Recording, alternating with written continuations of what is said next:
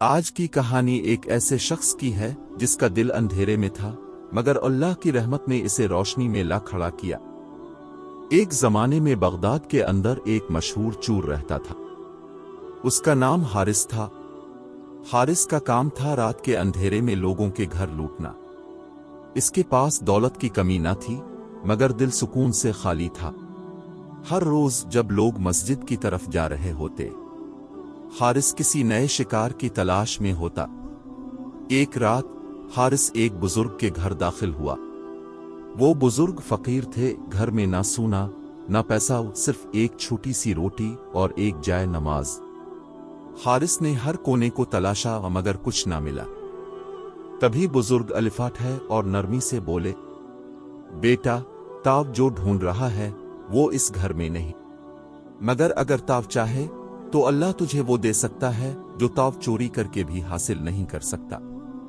حارث ہنس پڑا، کیا اللہ مجھے بھی کچھ دے سکتا ہے، مجھ جیسے چور کو؟ بزرگ مسکرائے اور بولے، اللہ سب سے بڑا رحیم و کریم ہے، تیری سچی توبہ اس کے نزدیک سب سے قیمتی چیز ہو سکتی ہے۔ اس وقت حارث کا دل کانپ گیا۔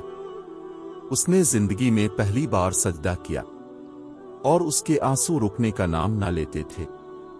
اسی رات حارث نے فیصلہ کیا، چور حارث اب اللہ کا بندہ حارث بنے گا۔ وقت گزرتا گیا۔ حارث نے اپنی تمام ناجائز دولت فروخت کی اور سب کچھ غریبوں میں بانٹ دیا۔ وہ روز مسجد میں ہوتا، لوگوں کی مدد کرتا اور سب کو توبہ، صبر اور توکل کا پیغام دیتا۔ لوگ حیران تھے، ایک چور اتنا نیک کیسے بن گیا؟ وہ سب سے کہتا، جب میں نے سب کچھ اللہ کے حوالے کیا تو اللہ نے میری پوری زندگی میرے حوالے کر دی۔ دوستو، یہ کہانی ہمیں سکھاتی ہے کہ کبھی بھی کسی کی ہدایت سے نا امید مت ہوں۔ سچی توبہ ہر گناہ کو مٹا سکتی ہے اور اللہ پر توکل انسان کی تقدیر بدل دیتا ہے۔ اگر آپ کو یہ کہانی پسند آئی ہو تو اسے ضرور دوسروں کے ساتھ شیئر کریں، شاید کسی کی زندگی اسی سے بدل جائے۔